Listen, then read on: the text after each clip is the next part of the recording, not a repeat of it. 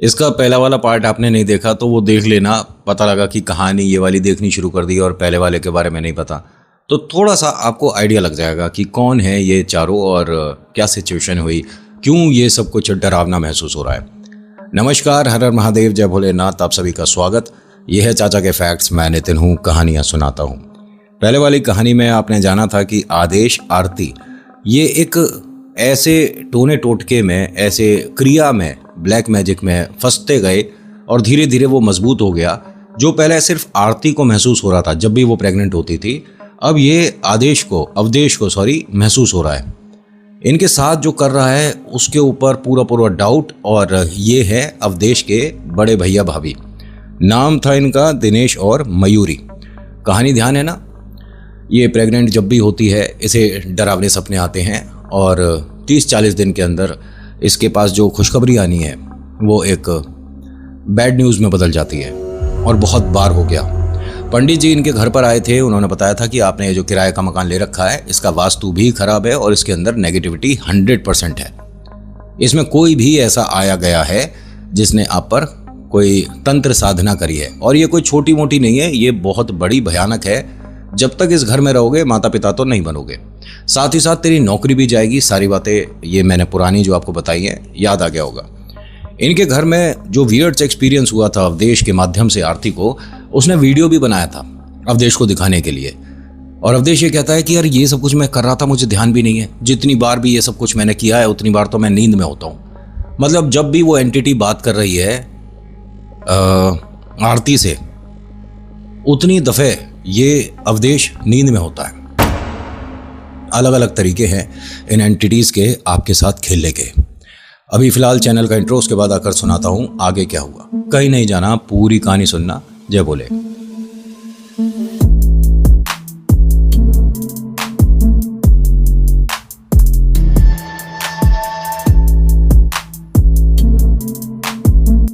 अब यहां होता क्या है कि एक प्लॉट लिया अवदेश ने, और अवदेश आरती दोनों के नाम से ही लिया गया था मतलब। और ये अवदेश के एक दोस्त ने काफ़ी अच्छे दाम में दे दिया। आरती बहुत खुश है, उसके घर वाले बहुत खुश हैं। अवदेश के घर में परिवार में मतलब ज़्यादा खुशियां तो नहीं है, लेकिन हाँ ठीक है। अवदेश ने पंडित जी को बुलाया। पंडित जी ने देखा दिखाया और बोला कि भाई कमाल है, तुमने बहुत अच्छी एक प्रॉपर्टी देखी है, इस पे जो मकान बनेगा उससे आपके घर में हमेशा बरकत होगी, हमेशा पैसा आएगा, सुख संपत्ति रहेगी, और साथ ही साथ आपको जो खुशखबरी बहुत समय से नहीं मिल रही वो भी मिलेगी। अब सारी बातें तो हो गई, सब कुछ एकदम हो गया, बढ़िया हो गया। पंडित जी ने एक तारीख बताई कि आप उस वक्त यहाँ पर ईंट रख सकते हो। पता है ना, भूमि पूजन होता है। और बहुत से लोग होंगे जो ये कहते हैं कि नितिन हमारे यहाँ नहीं होता। मुझे मैसेज आते हैं, बहुत लोगों के मैसेज आते हैं, इंस्टा पे डीएम करते हैं कि आपने बताया कि गृह प्रवेश हो रहा है या भूमि पूजन हो रहा है। भैया हमारे कल्चर में नहीं है, क्यों बेकार की बात कर रहा है, झूठ बोल रहा है। तो आपके नहीं होता होगा।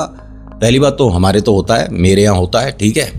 और साथ ही साथ जिसकी कहानी बता रहा हूँ उसके यहाँ भी होता है। तो आप मानो या ना मानो कोई फ़र्क नहीं पड़ता। जिसका जो कल्चर है, जिसका जो रिचुअल है, उसकी मानने की अपनी मान्यताएं हैं, है ना। मैं कहाँ आपको चीज़ें प्रूव करने में लगूंगा। तो अवदेश आरती ने पंडित जी के माध्यम से एक तारीख डिसाइड करवाई। तो पंडित जी ने 3 तारीख दी, मतलब कि आप इस तारीख को कर सकते हो, ये कर सकते हो, ये कर सकते हो। और इसमें सबसे ज़्यादा शुभ दिन जो है वो 1 तारीख बता दी। उन्होंने कहा पंडित जी आप फिर इस तारीख को हमारे आ जाना, बता दीजिए हमें क्या क्या लाना है और कैसे कैसे करना है। पंडित जी ने सारी इन्हें विधि बता दी, कैसे होती है और क्या क्या आपको लाना है, कैसे कैसे पूजा करी जाएगी, घर के लोग कितने बजे तक आ जाने चाहिए, मिठाई में क्या क्या रखना चाहिए, ऐसे करके सब कुछ बता दिया। अब ये ना जितने भी इनके बहुत ख़ास हैं, बहुत क्लोज हैं, मौसी, मामा, फूफा, बड़ा भाई, छोटा भाई, बहनें, उन सबके घर पे जाके भूमि पूजन का एक इन्होंने कार्ड छपाया था 150 लोगों के लिए, वो देने जा रहे थे। अभी तक कुछ कहानी में गलत तो है नहीं, और ये अपनी तरफ से कोई गलती भी नहीं कर रहे, करेंगे गलती। ये पहुंच गए दिनेश और मयूरी के घर। जिस घर में आपके नाम का टोटका पड़ रहा है, अगर आप वहां जा रहे हो तो भाई साहब आप पर जो समस्या 10% आनी थी वो अब 50 हो जाएगी। आप फिजिकली वहां पर आ चुके हो। आपका और भाई सांस रोक कर थोड़ी ना बैठोगे, घर में जाओगे, सांस लोगे, बातें करोगे, खाना खाओगे, पानी पियोगे, ये सारी चीज़ें आप खुद ही अपने आप को एक ऐसे तांत्रिक के सामने ले जा रहे हो जो आपसे किलसता है, परेशान है, जो आपके नाम पर 40 दिन वाला पड़ने वाला था, आप उसके घर चले गए। ये जब गए 7 सवा 7 बजे का समय था और मोटरसाइकिल से गए थे दोनों, अवधेश और आरती, ठीक है। कुछ और भी कार्ड थे, भैया भाभी से मिलते हैं, गिले शिकवे दूर करने की कोशिश करते हैं कि आप आइए प्लीज़, आशीर्वाद दीजिए, आप बड़े हैं। उन्होंने कहा ठीक है, देखेंगे, मौका लगा तो आएंगे। अब जब बारिश सी शुरू हुई तो बोल दिया मयूरी ने आरती को कि अभी रुक जाओ, जब बारिश बंद हो जाएगी, क्योंकि बाइक पे हो, भीग जाओगे, कार्ड्स भीग जाएंगे। आरती ने अवधेश से कहा, अवधेश ने कहा ठीक है, कोई दिक्कत नहीं, अभी रुक कर चले जाएंगे। भाई साहब 9 बज गए, अब हो गया खाने का समय। तो दिनेश ने बोला कि आप दोनों बहुत समय बाद आए हो, खाना तो खाकर जाओ। ठीक है जी। अब अगर सारे लोग घर के एक ही डाइनिंग टेबल पे बैठ के एक ही तरह का खाना खा रहे हैं तो वो टोटका थोड़ी ना हो जाएगा। हो जाएगा, आपको पता भी नहीं चलेगा। उसमें अगर कुछ पढ़कर एक बूंद भी पानी डाल दी दही में या दाल में, आपको क्या पता पड़ रहा है।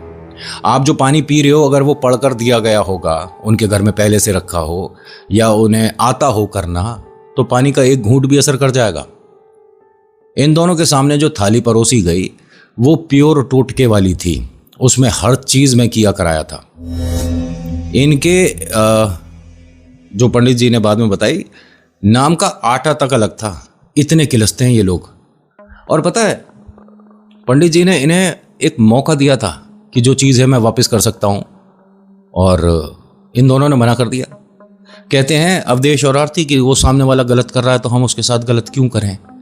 भाई साहब, भलाई का ज़माना ना बहुत पीछे रह गया है। जो आप पर, आपके परिवार पर, आपके बच्चों पर टोटके कर रहा है तो उसको उसी तरह से समझाओ जिस तरह से समझाना चाहिए। मेरी तो यही एक समझ है, ठीक है। हाँ, कहते हैं कि स्वर्ग में मिलेगा, नर्क में मिलेगा परिणाम, उसको स्वर्ग और नर्क यहीं भुगवा दो ना तो ज़्यादा अच्छा रहेगा। अपनी अपनी सोच है, मेरी ओपिनियन यही है, जैसा गाल वैसा। अब अवधेश और आरती सभी के साथ घर वालों के मतलब डाइनिंग टेबल पे खाना खा रहे हैं। इनके दिमाग में रत्ती भर भी ऐसा कुछ नहीं था कि ऐसी कोई समस्या हमारे साथ हो रही है, और इन्हें ये भी नहीं पता था कि आरती अभी 10-12 दिन प्रेग्नेंट है। आरती को नहीं पता था। लेकिन कमाल की बात, हमेशा तो डरावने सपने आते थे, लेकिन अभी 10-12 दिन नहीं आए डरावने। यहाँ से खाना वगैरह इन्होंने खाया, बारिश थोड़ी सी मंदी हो गई तो अब हम चलते हैं। ये दोनों यहाँ से अपने घर आ गए। घर आने के बाद दोनों को अजीब अजीब सा होने लगा, जैसे भाई नॉर्मल खाना खाया था, दाल रोटी चावल राजमा ये सब कुछ खाया था, लेकिन जी खराब हो रहा है। कभी ऐसा लगता है कि वॉमिट होगी, कभी लगता है कि यार सांस लेने में दिक्कत हो रही है। बड़ी अजीब अजीब सी चीज़ें हो रही हैं, और ऐसे में आप अस्पताल जाओगे, पंडित मौलवी के पास नहीं जाओगे, नॉर्मल सी बात है। इन दोनों को जब बेचैनी बहुत ज़्यादा होने लग गई तो 11 साढ़े 11 बजे इन्होंने बाइक उठाई और दोनों चले गए अस्पताल। अपना वहाँ इन्होंने चेकअप कराया, 1 बजे वहाँ से आए घर पर। सब कुछ ठीक है, डॉक्टर ने मिल लिया था, दवाई वगैरह दे दी, अब थोड़ा सा ठीक लग रहा था। घर में आए, दरवाज़ा खोल के जैसे ही दोबारा वही होने लगा जिसकी वजह से अभी अस्पताल गए हैं। अब ये दोनों परेशान है कि मतलब घर से बाहर निकले तो बिल्कुल नॉर्मल थे, अब घर में आते के साथ ही फिर से ऐसा हो रहा है। तो अवधेश ने बोला एक काम करते हैं, हम खाट आज ऊपर डाल लेते हैं, मतलब छत पर, रूफ जो है कोई दिक्कत नहीं है, सो जाएंगे। उसने कहा अभी बारिश हुई थी, अरे बारिश होगी तो नीचे आ जाएंगे, लेकिन अभी ऊपर ही चल रहे हैं, घर में कुछ घुटन सी है। ये ऊपर छत पर जाकर लेट गए। खुली छत में हाथ जोड़ के विनती है, किसी से पूछ लेना, मेरी बातें सब बकवास मान लो। गर्भवती महिलाएं नहीं सोया करती हैं, आई गई हवा लगने का डर रहता है। और मैं बार बार बोलता हूँ, अगर मैंने आपको कोई चीज़ बताई है कि उतारे में आप ऐसा कर सकते हो तो उसे एकदम मत करना। मेरे पर या मेरे जैसे यूट्यूबर्स पे भरोसा करने की ज़रूरत नहीं, क्या पता कहीं से ऐसे ही मैंने मन से बोल दिया हो, है ना। तो प्लीज़ उससे आप पहले कंफर्म करना जिस पर बहुत भरोसा करते हो। मैं कौन हूँ? एक कहानी सुनाने वाला। अवधेश और आरती छत पर जाकर अपना चारपाई बिछाते और लेट गए। अब यहाँ सिचुएशन बद से बदतर होने वाली है। जिस घर गए थे वहां इनके नाम का पढ़ा जा रहा था, वहां पर बैठकर खाकर आए हैं। दूसरी बात, छत पर लेटे हैं। तीसरी बात, ये गर्भवती महिलाओं के लिए बिल्कुल उचित समय नहीं था। और सबसे बड़ी बात बताऊं, आज अमावस्या है जिस वक्त ये छत पर लेटे हैं। अमावस्या में एकदम आसमान ऐसा काली चादर जैसा हो जाता है। बस इनके घर का वो जो कॉरिडोर में मतलब सीढ़ियों से ऊपर आके छज्जे पे बल्ब लगाए, उसकी बदौलत है भैया रोशनी। बराबर वाली छत पे भी अगर रोशनी नहीं जा रही तो घनघोर अंधेरा, ऐसा जैसे कि गुफा हो। डर लगने लगा आरती को। आरती कहती है कि मैं नीचे जाकर सो रही हूँ, चाहे तबीयत कैसी भी रहे, मुझे यहाँ लेटा नहीं जा रहा। आसमान में कुछ अजीब अजीब चेहरे बन रहे हैं। अवधेश, आपसे कुछ कह रही हूँ। अवधेश, आप सुन रहे हो? पलट कर देखती है तो अवधेश तो यहाँ है नहीं, चारपाई खाली है। उठकर बैठ गई एकदम से। अवधेश जी, कहाँ हो आप? अवधेश जी। तो ध्यान से देखती है कि छत के बिल्कुल कॉर्नर पे अवधेश खड़ा हुआ है। अवधेश जी, मैं पता है आपसे क्या कह रही थी, नीचे ही चलकर सो जाते हैं ना। अवधेश जी, आप मेरी बात का जवाब क्यों नहीं दे रहे? अब ये चप्पल जब पहन रही थी, नीचे चेहरा करके चप्पल पहनकर जैसे ही खड़ी हुई, दोबारा यहीं रुक गई। अवधेश जी बेड पे ही सो रहे हैं, बराबर वाली चारपाई पे तो सो रहे हैं, ये कॉर्नर पे नहीं खड़े। अवधेश जी अपनी चारपाई पे वापस बैठती हैं और मैंने सपना देखा था क्या? मुझे सपना ऐसा कैसे आया कि अवधेश जी यहाँ अभी चारपाई पे नहीं थे? बराबर में जग और गिलास रखा था, पानी करती है उसमें और 2 घूंट पानी पीती है। तो अवधेश कहते हैं कि 1 गिलास पानी मुझे ही पिलवाना। हाँ हाँ, दे रही हूँ। इसने 1 गिलास पानी और भर दिया। पलट कर देखती है, अवधेश जी, अब वो सो रहा है। अवधेश जी कंधा पकड़ के ऐसे ऐसे हिलाया, 1 मिनट उठो ना, क्या हुआ?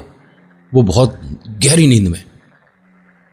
उठते के साथ ही सांस ऐसे लेते हैं, कहते हैं कि मैं सपने में था और मेरा गला घोट रहा था कोई। मुझे तुम्हारी आवाज़ आ रही थी कि तुम मुझे आवाज़ दे रही हो, और मैं सच में सपने में ही था।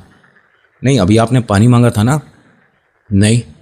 अच्छा, आप अभी कॉर्नर पे जाके खड़े हुए थे क्या? नहीं। अवधेश जी, नीचे चलने, मुझे यहाँ डर लग रहा है। देखो, बेचैनी तो मुझे भी हो रही है, और नीचे जाते हैं तो तबीयत गड़बड़ करने लग जाती है। एक काम करते हैं, कुछ देर यहाँ पर दोबारा सोने की कोशिश करते हैं, और फिर से हमारे को कुछ अजीब सा हुआ। इसे कहते हैं ट्राई करना। ये हमारे मन का वहम भी तो हो सकता है। भूत प्रेत, आत्मा, डरावने सपने, मन का वहम है ना, दोबारा करके देखते हैं। अगर दोबारा ऐसा होता है तो कुछ सोचेंगे। प्रेत मौके नहीं देते, और यही हुआ इसके साथ। अब यहाँ आरती और अवधेश दोनों कहकर इस बात को लेट तो गए कि ठीक है, अगर कुछ होगा दोबारा देख लेंगे, नीचे चले जाएंगे। लेकिन ये आरती के साथ गलत होना शुरू हो गया। आरती को ऐसा महसूस हो रहा है कि कोई उसके मतलब फिजिकली उसे टच कर रहा है। ठीक है, कभी गले पे टच कर रहा है, कभी उसके पैर पे, थाइस पे, मतलब उसे कुछ फील हो रहा है। कमाल की बात बताऊं, आंख नहीं खोल पा रही है। आंख ऐसे बंद हो गई जैसे किसी गम से चिपका दी हो। बहुत ज़्यादा जोर दे रही है और बार बार बोल रही है कि अवधेश जी, सुनिए अवधेश जी, मैं आपसे कह रही हूँ, मेरे को ये सब कुछ प्लीज़ अभी सुनिए अवधेश जी। तो एकदम वो उठकर बैठे। इन्हें देखते हैं कि ये छटपटा रही थी। उठाता है, उठो, क्या हुआ? आरती एकदम उठती है। देखो, मैंने आपको बोला था ना कि मेरा बिल्कुल भी दिमाग काम नहीं कर रहा, मेरा कोई मन नहीं है अभी, प्यार व्यार नहीं करना मुझे। उन्होंने कहा मैंने आपको छुआ भी नहीं है। और ये कहती है कि 100% मुझे अपने बॉडी पे आपके हाथ मतलब टच महसूस हो रहा है। अवधेश ने कहा कि एक काम करते हैं, यहाँ से नीचे ही चल रहे हैं। मुझे भी बार बार ऐसा लगता है कि मेरे मुंह पर किसी ने तकिया रख दिया, सांस आने में दिक्कत हो रही है। अब ये यहाँ से जब नीचे जा रहे थे, ये फिसल जाती है आरती। 2-3 सीढ़ियाँ रह गई थी उस वक्त। पैर बहुत बुरी तरह से मुड़ गया। आरती बोलती है, देखिए मतलब अवधेश ने तो ये कहा कि मैं ऊपर वाला गेट बंद कर रहा था जब ये गिरी थी, तो कैसे पॉसिबल हो जाएगा कि मैंने धक्का दिया था। और आरती ये कहती है कि आप पहले मेरे को दुख देते हो, उसके बाद बाम लगा रहे हो। इसने कहा मैंने क्या किया है? नहीं, धक्का तो आपने ही दिया था ना मुझे जब 3-4 सीढ़ियाँ रह गई थी, और अब बाम ला रहे हो, गर्म पट्टी लगा रहे हो, दिखावा क्यों कर रहे हो? अरे नहीं, मैं क्यों धक्का दूंगा, मैं तो ऊपर वाला गेट बंद करने गया था ना, छत वाला। उसने कहा नहीं, पहले आपने मुझे धक्का दिया है और इतनी जल्दी मैं ऊपर वाली सीढ़ी पे भी आ गया है ना। इन दोनों के बीच के आर्गुमेंट ऐसे हो रहे थे, भाई आप नई प्रॉपर्टी ले रहे हो, कुछ दिन बाद वहां पर भूमि पूजन है, आप क्या कर रहे हो दोनों? जब ये चीज़ खिलती है, हस्बैंड वाइफ तो 100% एक दूसरे की शक्ल देखना पसंद नहीं करते। दोनों के बीच में मतभेद होंगे, बस बात नहीं करनी, शक्ल देखना तो बहुत दूर की बात है, उसके बारे में भी बात नहीं करनी, ये हाल हो जाता है।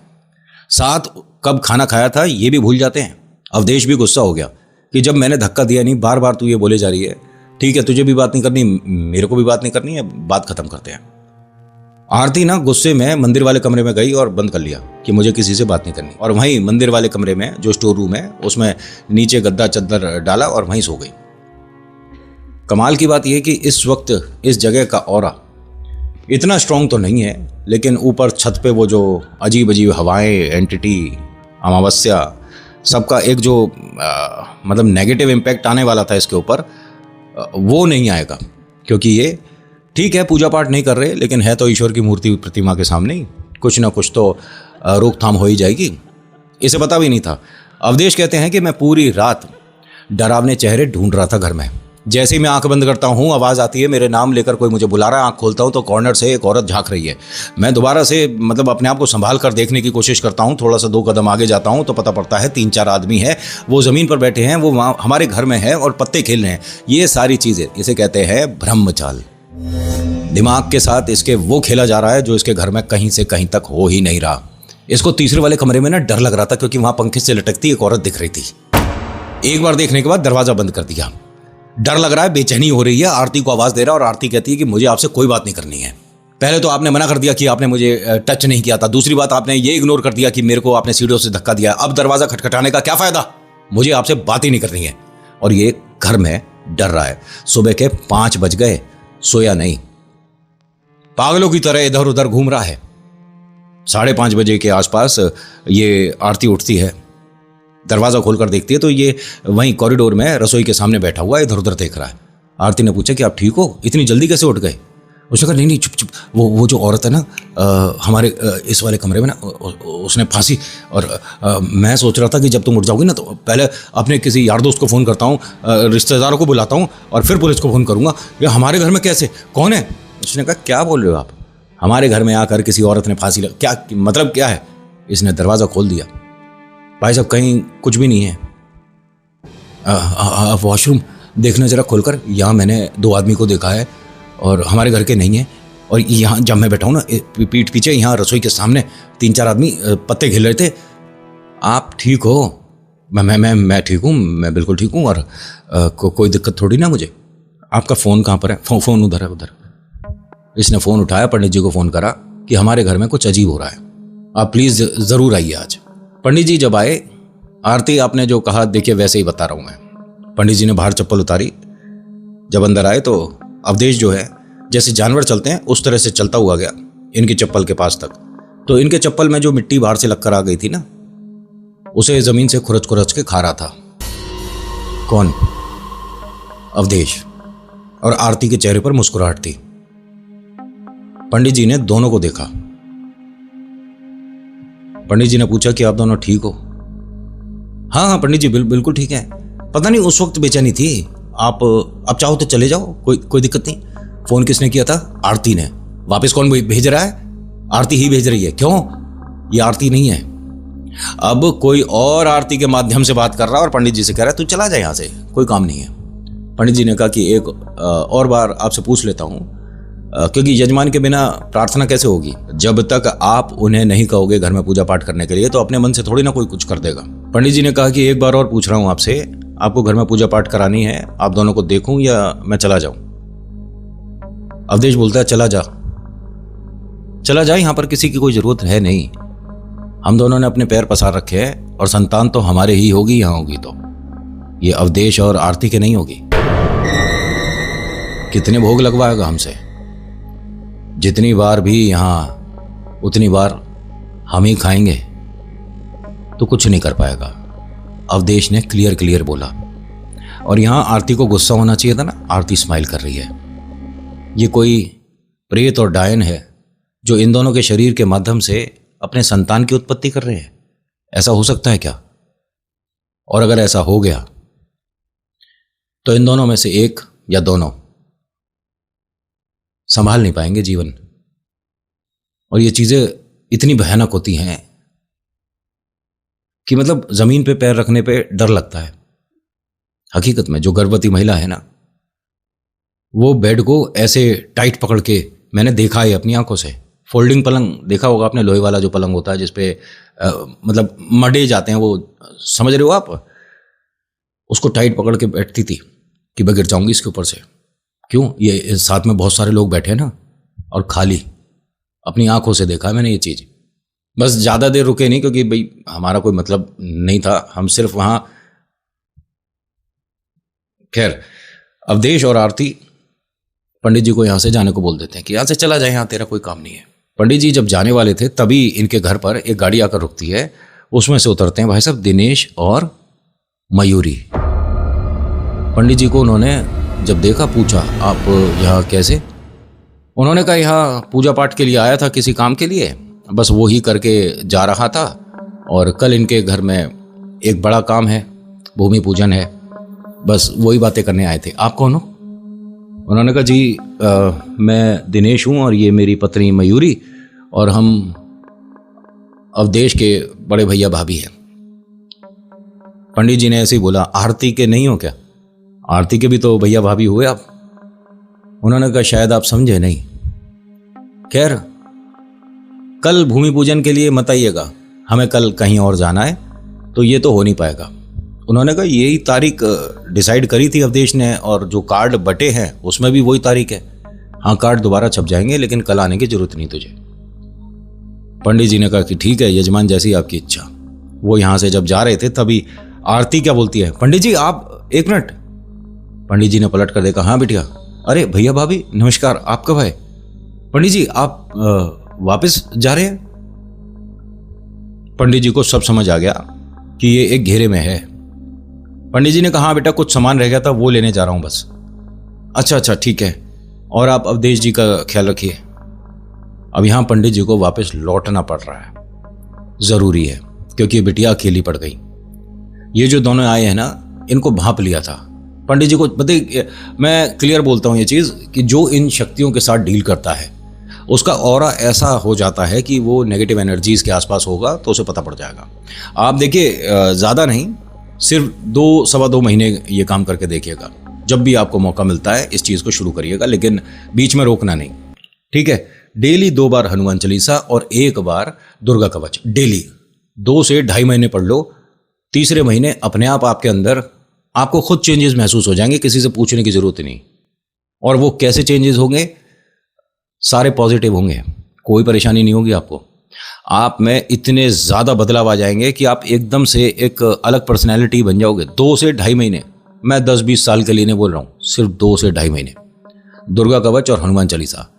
अब चालीसा एक साथ बैठ के हो जाए नहीं हो जाए, गाड़ी चलाते चलाते कर दो, कोई दिक्कत थोड़ी ना है। बाइक चलाते चलाते कर लो, लेकिन करना एक साथ 2 बार। और दुर्गा कवच ज़रूर। और अगर बाई चांस नहीं नितिन यार कंफर्टेबल नहीं हो पाता, उसको सुन सकते हो। वैसे उतना असर दोनों में फ़र्क आ जाता है, लेकिन फिर भी अगर पॉसिबल नहीं है कि भाई, तो दुर्गा कवच सुन लो, थोड़ी सी उसकी स्पीड बढ़ा लेना 1.25, और जैसे आपको ठीक लगे। पता पड़ेगा मैं क्या बोल रहा हूं। यहां पंडित जी जब इस घर से निकले तो वो जान गए थे कि ये जो इनके घर पे आ रहे हैं ये ठीक मन से नहीं आ रहे। वापस जब पंडित जी आए ना, तो प्रॉपर्टी के पेपर रखे हुए थे टेबल पे। अवधेश और आरती एक तरफ बैठे हुए थे, और ये दिनेश और मयूरी एक तरफ बैठे हुए थे। 3 पेपर साइन हो चुके थे और 4-5 और बचे थे। पंडित जी आए, पंडित जी ने पेपर ले लिया। 1 मिनट, क्या कर रहे हो बेटा अवधेश? पंडित जी आप नमस्कार, कब आए? और ये उनके कुछ कागज हैं, वो साइन कर रहा हूँ। उनके कागज हैं, अभी पता पड़ जाएगा। ये जो दिनेश और मयूरी है ना यार, ये कोई बात नहीं कर रहे, ये बस उन्हें लगातार देख रहे थे। उठकर कॉर्नर में खड़े हो गए, लगातार देख रहे हैं, बोल कुछ नहीं रहे। पंडित जी ने कुछ पढ़ने के बाद इसके माथे पे, जैसे हम टीका लगाते हैं, बिंदी लगाते हैं, इस तरह से बस इसके माथे पर ऐसे छुआ, हटाने के बाद पानी का एक छींटा मारा। जैसे ही पानी का छींटा लगा तो अवधेश और आरती क्या बोलते हैं, पंडित जी आप कब आए? अरे भैया भाभी आप वहां कहाँ खड़े हो, क्या हुआ, सब ठीक है? पंडित जी ने कहा कागज देखो। जब कागज देखे तो अवधेश आरती के पैर के नीचे जमीन निकल गई। भाई साहब, ये वो संपत्ति है जो अभी खरीदी है, 150 गज का जो प्लॉट खरीदा है, जिसका भूमि पूजन है कल। ये दोनों भैया भाभी के नाम कर रहे थे। किसी ने कुछ बात नहीं करी, एकदम सुन्न सन्नाटा पड़ गया। जब ये यहाँ से जा रहे थे तो पंडित जी ने थोड़ा सा घी डाल दिया। पंडित जी ने कहा कि अगर अपने मेहनत से नहीं हो पाए, तभी दूसरे की मेहनत का आदमी खींच कर अपने पास लाना चाहता है। आप तरक्की नहीं कर सकते, मान लिया दूसरा तरक्की कर रहा है तो उसकी टांग खींचनी शुरू कर दो। ये काला जादू बहुत दूर तक नहीं लेके जाएगा आपको। समझ आ रही है? उनकी तरफ से कोई जवाब आना नहीं चाहिए था, लेकिन आया। मयूरी ने पलटकर जवाब दिया और कहा कि आरती को बचा लियो। करा भूमि पूजन और ये लोग यहां से चले गए। अगले दिन जो भूमि पूजन है उसमें अब दिनेश और मयूरी का आना बनता है? नहीं भाई, जब घर में तू रंगे हाथ पकड़ा गया कि भाई ये क्या वशीकरण था, क्या था, कुछ नहीं समझ आ रहा, और दोनों ऐसे बैठ के मजे से साइन कर रहे थे। अगर साइन हो जाते तो तुम कितना भी कुछ भी कर लो भाई, प्रॉपर आपने साइन करे है ना, प्रॉपर्टी आप ही तो दे रहे हो एज अ गिफ्ट, तो बाद में कोर्ट में क्यों आ गए? समझ रहे हो? ये चीजें बहुत दूर तक खेलती हैं भाई। अगले दिन मतलब पहले पंडित जी ने यहाँ पे थोड़ी पूजा करी थी और उसके बाद अगले दिन के लिए दोनों को बताया था कि आपको कौन से कपड़े धारण करने हैं, किस तरह से आप दोनों घर से निकलोगे, सूर्य को जल दोगे और उससे पहले ये पूजा करोगे और ऐसे ऐसे करना। आप पर नेगेटिविटी जो घर से चलेगी वो नहीं आएगी, बीच में रास्ते से कुछ नहीं लगेगा। इनके घर में एक नहीं पता नहीं कितनी चीजें हैं जिसमें ये अभी रहते हैं किराए पर। जिस दिन पूजा है उसी दिन आरती को पता चल गया था कि मैं प्रेग्नेंट हूं और सब गड़बड़ हो गया। पंडित जी को अवधेश ने बात बताई। उसने कहा चलिए कोई बात नहीं, जैसे होगा वो मैं बताऊंगा, नारियल के माध्यम से भी हो जाती है, आप दोनों आइए। जहां भूमि पूजन होना है वहां पर दिनेश और मयूरी पहले से आए हुए हैं। बताइए, पंडित जी के पहुंचने से पहले इंतजार कर रहे थे, गाड़ी के बाहर ही खड़े थे।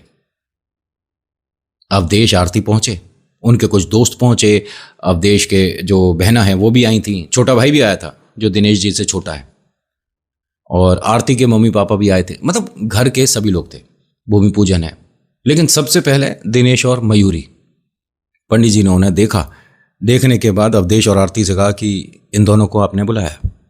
जी, कार्ड तो हमने दिया था, लेकिन कल जो हुआ उसके बाद हमें था कि शायद नहीं आएंगे।